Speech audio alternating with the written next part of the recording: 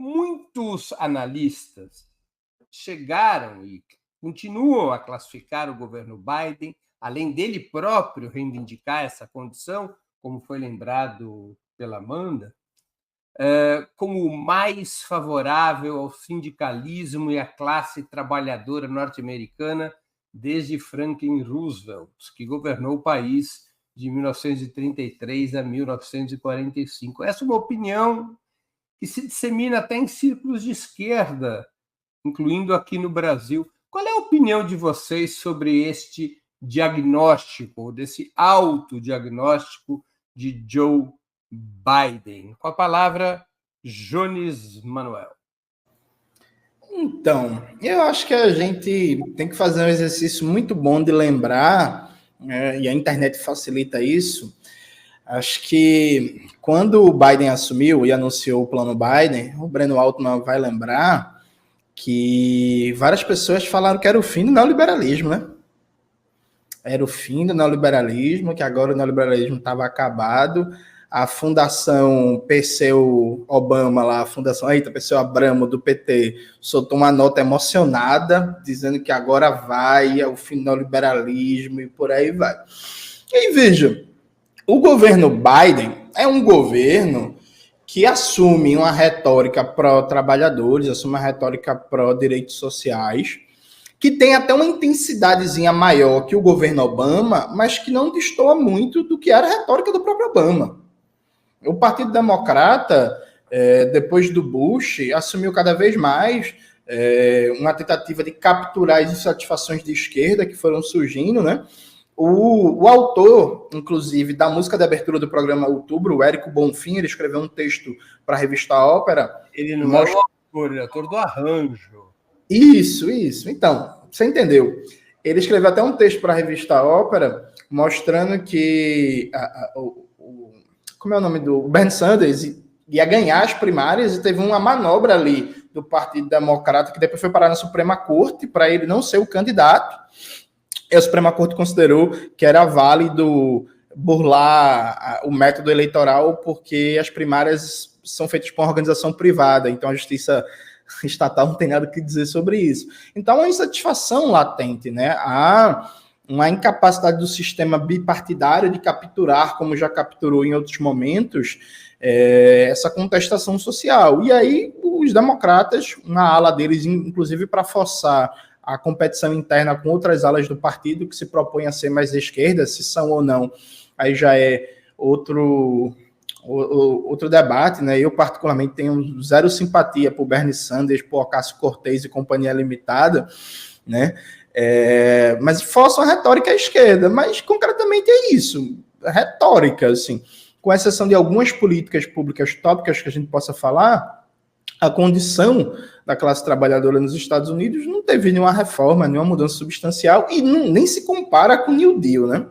Porque, inclusive, o New Deal não foi só engenharia de política econômica interna. O New Deal se deu num contexto de uma explosão de ativismo, de greve, de protesto, de rebeldia da classe trabalhadora, num contexto que existia a União Soviética, um movimento comunista forte e um partido comunista, ainda que não era a maior organização de massa dos Estados Unidos, significativo, né, no movimento sindical. Então não se repete isso, não se faz algo da mesma proporção só com engenharia de política econômica interna. Só uma curiosidade, se você fosse norte-americano, você teria votado ou votaria em qual partido? Teria votado no PSL, o Partido do Socialismo e da Libertação, o glorioso partido marxista-leninista. É o partido da Jordi Dean, inclusive, que é uma autora que publica livros no Brasil pela Boitempo. Ela publicou Camaradas. Eu entrevistei a Jordi Dean. É verdade, eu a entrevistei. Uma excelente entrevista. Eu não me lembrava que ela era do PSL. É do PSL, é uma das principais teóricas, muito boa. O livro é excelente, Camaradas, publicado pela Boitempo, é excelente. E a entrevista com ela eu gostei muito também. Com a palavra, Rose Martins. Bom, eu lembro desse afã aí que o Gianni citou, né, da esquerda com o Joe Biden. Não foi somente no campo da economia por causa daquele plano Biden, né? Mas também nas relações internacionais. Na época só uma coisinha, mas eu não tenho nada a ver com isso. Ele me citou aí que eu me lembrava, mas eu não tenho nada a ver com esse assunto, hein? Vamos aqui. Não, eu fui falar sobre Eu fui falar sobre isso no Facebook, na época, quando as pessoas usavam muito o Facebook, e teve uma pessoa que tirou um print e falou que eu era sectária, né? Porque eu falei assim, que existia uma ilusão em relação à política externa dos democratas. Me parece que o Biden tem uma ligação tem algo mais próximo ao sindicalismo do que teria o Obama, né? E os Estados Unidos têm leis que amarram muito o movimento sindical. Então, de modo que eu acho que ali também não é difícil qualquer pessoa que tenha ali entre os democratas e republicanos, qualquer figura política que tenha proximidade acaba se sobressaindo, talvez, e aí alimentando essas ilusões por ser mais de esquerda, mas talvez a gente possa colocar na economia como menos de direita ou menos conservador. Né? Agora, o Biden ele também está com muitas dificuldades políticas. Né? E não acho que nesse momento ele esteja querendo sair também dessa figura de que está mais à esquerda do ponto de vista. É difícil a gente colocar esses termos aqui, porque eu não enxergo nele como a esquerda, mas mais próximo dos movimentos sindicais, por causa do movimento interno das greves nos Estados Unidos. Eu acho que em 2023 já teve 44 paralisações aí.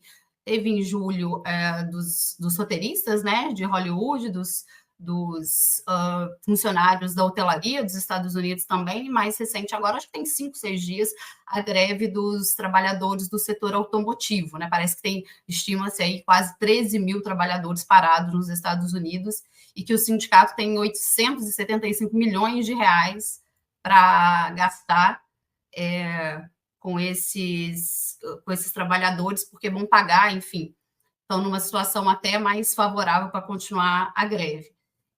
Mas eu não enxergo, assim, pegando mesmo esse quadro e como que o Joe Biden pode usar esse discurso, porque a Câmara de Comércio dos Estados Unidos falou também que a culpa da greve é dele, porque ele está fomentando esse discurso sindicalista nos Estados Unidos.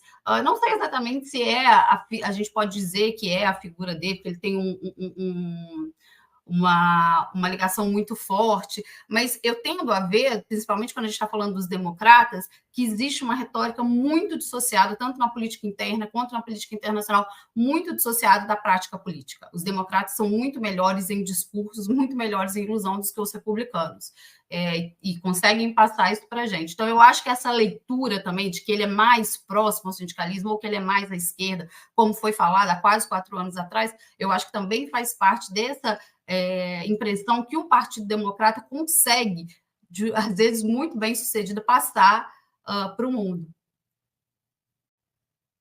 Muito bem. Eu faço a mesma pergunta, Rosi. Se você fosse norte-americana, você votava em que partido? Ai, meu Deus, eu não sei. Eu acho que eu votaria em branco. Mas entre o Donald Trump e o... Se eu morasse nos Estados Unidos, eu votaria, tendo que escolher entre o Biden e o Donald Trump, eu teria votado no Biden. O Jones Manuel teria votado. Como é o nome da candidata do PSL, Jones? Eu vou lembrar agora, nome difícil da porra, mas era candidata do PSL. Não tem nada de difícil. Não, eu não lembro não, mas era candidata do PSL, era Glória Larives, alguma coisa assim. Glória Lariva. Isso, perfeito. Nela, nem Biden, nem Trump. Glória Lariva. No primeiro turno. No segundo turno, eu votei no Lula, com Haddad, com Castro, tudo, porra. Com Haddad, com Múcio, com Rui Costa. Só tem um turno, não tem 2. Então é isso. Votar no PSL e acabou. Tá bom. Com a palavra, Amanda Harumbi. Bom, eu acredito que essa retórica do Biden como representante dos trabalhadores, ela é extremamente frágil. Inclusive, eu destacaria que o Trump se aproxima mais da defesa econômica dos trabalhadores quando ele é o primeiro presidente ali a identificar que o inimigo da economia dos Estados Unidos é a China. Então, ele foi o primeiro a ter a China, né, como o inimigo futuro dos Estados Unidos. E o que o Biden, na verdade, faz para mim é a retomada do imperialismo norte-americano a partir dos instrumentos neoliberais, como a OTAN, o FMI, comprando tempo para essa grande crise do capitalismo. Então, não representa internamente algo que ele quer passar, a luta dos trabalhadores, melhor condições de vida, a partir de lógicas econômicas protecionistas, retomada das fábricas, algo que, na realidade, quem defendia era o Trump. Na minha opinião, o Trump só não se reelegeu por conta do Black Lives Matter e por conta do negacionismo científico do Trump e da extrema-direita. O Biden não tinha essa força real, mas ali naquela disputa de ideias, principalmente do tema do racismo, o Biden se sai melhor que o Trump nessa construção. Mas eu não enxergo que ele tivesse um projeto de retomada da industrialização, dos trabalhos nos Estados Unidos. Pelo contrário, ele incentiva a guerra na Ucrânia para aquecer a economia dos Estados Unidos baseado na indústria bélica e no petróleo. É isso que a gente tem visto. E, para mim, é uma tática de guerra total, né? Uma intervenção tanto militar, bélica, né? A gente pode falar também da criação da AUKUS, né? a movimentação militar para lugares que a gente entendia como pacíficos, e a intervenção do FMI, do dólar, das políticas neoliberais, da defesa da austeridade, e também algo que os Estados Unidos e o Biden representou muito, essa agenda verde, né?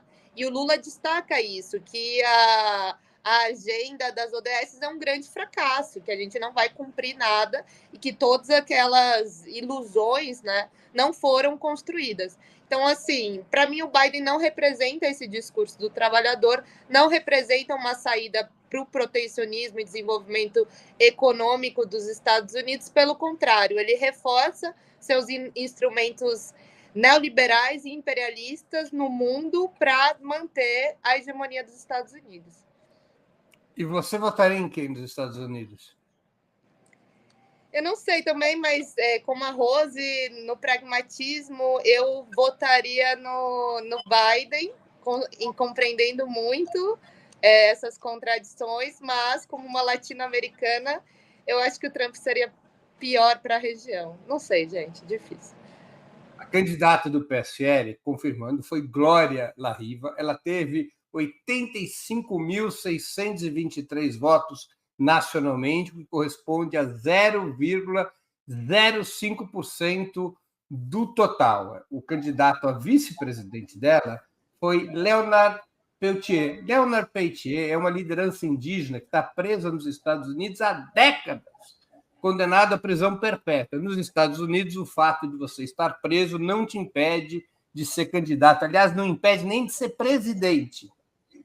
E se tiver condenado por um crime federal, o presidente dos Estados Unidos, eleito e preso, pode se indultar. Se for um crime estadual, não. Por isso, o Trump se preocupa com o julgamento na Geórgia.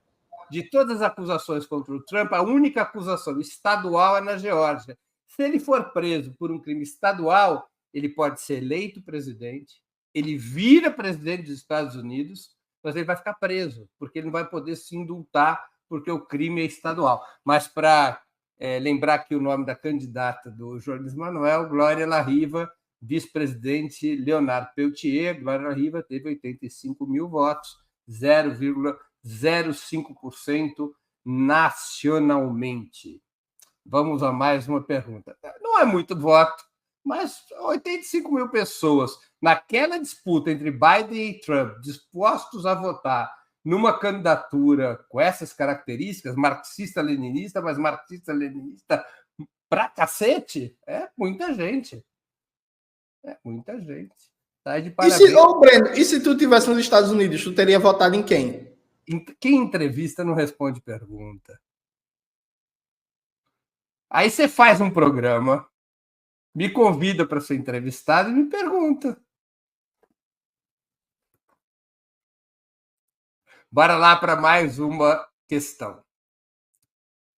O tema escolhido para demonstrar trabalho conjunto entre Brasil e Washington foi a defesa dos direitos trabalhistas. Como você interpreta essa opção? O normal seria esperar um pacto em relação ao meio ambiente, foi, de certa maneira, surpreendente que o tema fosse trabalhista, até porque a interferência desse acordo na vida prática é menor do que seria no meio ambiente. O que representa essa opção? O que representa esse protocolo, na opinião de vocês? Com a palavra, quem foi a última a falar? Foi a Amanda, né? Então, com a palavra, Rose Martins. Bom, eu acho, assim, isso me surpreendeu um pouco também, esse tema. Eu achei que fosse algo centrado no clima, mas eu também não sei como foi decidido o processo de decisão desse tema. Mas aí eu vou voltar um pouco no que está acontecendo internamente nos Estados Unidos, que é o que eu posso dizer, posso ter algum insight, que eu não posso dizer com certeza. O que está acontecendo nos Estados Unidos em relação às greves, que eu já falei aqui, parece que esse ano já tiveram 45 paralisações. A questão dos trabalhadores do setor das montadoras, do setor automotivo, está parecendo bem séria, são acho que quase 13 mil trabalhadores parados, né, com capacidade de ficar muito tempo parados, e tem a questão também do presidente Lula, da trajetória do Lula, né, do histórico do Lula como sindicalista, e dos discursos que o Lula tem feito internamente.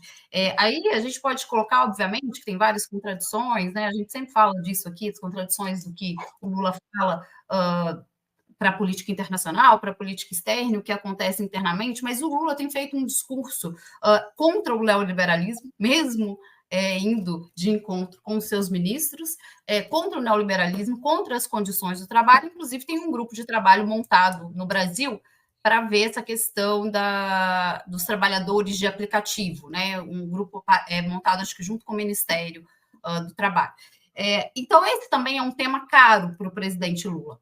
E parece que está também uma questão interna nos Estados Unidos nesse momento, e aí também eu não sou uma estudiosa disso, não sei dizer as relações, se essas relações do Biden com o sindicalismo são relações verdadeiras, né? Mas esse é um tema lá, é um tema que está pipocando nos Estados Unidos, como eu disse na outra pergunta, a Câmara de Comércio tem colocado a culpa no Biden, que faz o lobby dos empresários. Então, eu acho que é uma questão cara aos dois países nesse momento. Mas, muito sinceramente, não sei dizer por que esse tema entrou na frente do tema da agenda ambiental. Agora, o que significa esse protocolo? Eu vejo, né, quando o Lula se encontrou com o Biden lá no início do ano, eu falei um pouco isso, eu vejo essas questões Brasil e Estados Unidos como muito rito diplomático e como elementos muito protocolares. Não acho que isso vai ter uma espécie de diálogo entre os sindicatos com uma agência da ONU, né, a Organização Internacional do Trabalho. Não vejo como esse discurso pode ir muito adiante, sobretudo pela política interna dos países. O Brasil tem as contradições, a gente já discutiu aqui no programa as questões do arcabouço fiscal, né? Os Estados Unidos têm as suas contradições, com uma política quase que neoliberal, quase que institucionalizada, muito pior do que o Brasil, ainda acredito, porque eles têm uma cultura ainda muito mais da economia liberalizada. Então, assim, acho que talvez por questões mais pontuais dos Estados Unidos e pela trajetória do Lula, isso pode ter sido um tema quente, mas, assim, vejo como questões muito protocolares. Não acho que vai se configurar uma grande mudança a partir dessas conversações. Amanda Harumi com a palavra. Eu acredito que eles forçaram um pouco esse tema, assim, o mais natural seria o ambiental, e que bom que não foi, né? Porque ser pautado o tema ambiental, a agenda ambiental do Brasil pelos Estados Unidos seria muito ruim, né? Eles iriam colocar essa influência deles, assim como a Europa sempre coloca. Bom, na retórica, no discurso, ficou isso, sobre a melhoria dos direitos trabalhistas, das plataformas tecnológicas e digitais. Na minha opinião, não tem como a gente ter uma agenda comum nessa pauta, porque para melhorar as condições de trabalho no Brasil, a gente precisa enfrentar, né, essa estrutura capitalista que é muito internacional e de um capital especulativo do centro, né, principalmente dos Estados Unidos.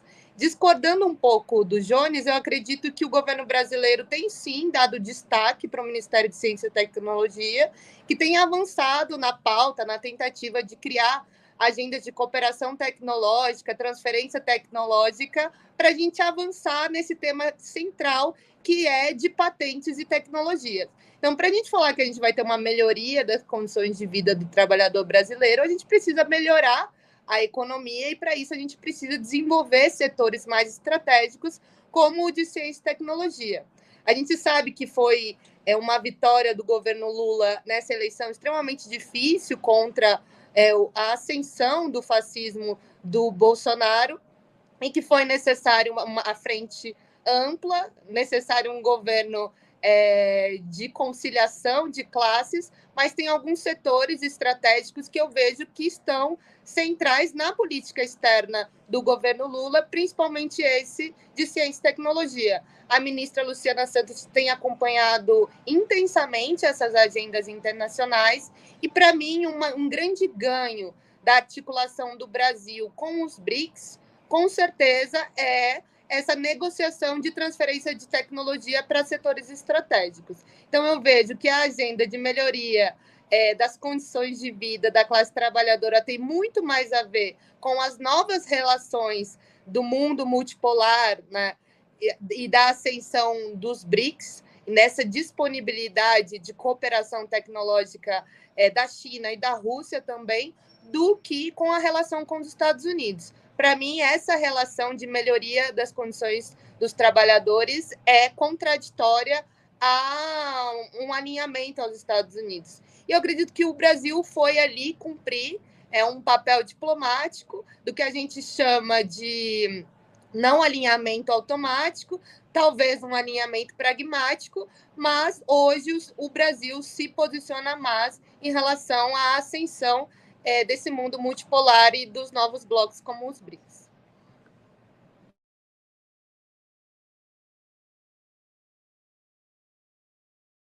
Jones Manuel.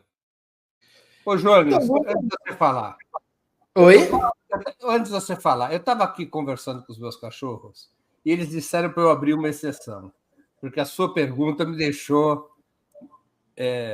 aqui pensativo. Mas os meus cachorros me autorizaram a falar o seguinte: eu jamais votaria, sob quaisquer circunstâncias, não importa qual, em qualquer candidato dos dois grandes partidos da burguesia americana. Jamais os democratas teriam meu voto, jamais os republicanos, obviamente, teriam meu voto.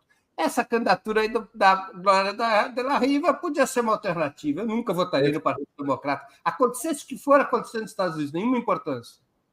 Perfeito. O Breno ainda tem uma veia bolchevique, nem tudo foi perdido. Mas vitórias da classe trabalhadora à parte. Vamos lá. Eu fui ler o documento, né? O documento não tem nenhum encaminhamento prático. Mas vamos lá. É isso. É um documento para divulgar direitos dos trabalhadores, fortalecer, garantir que não tenha discriminação e tal. Então, não tem nenhum encaminhamento prático. Porque, veja,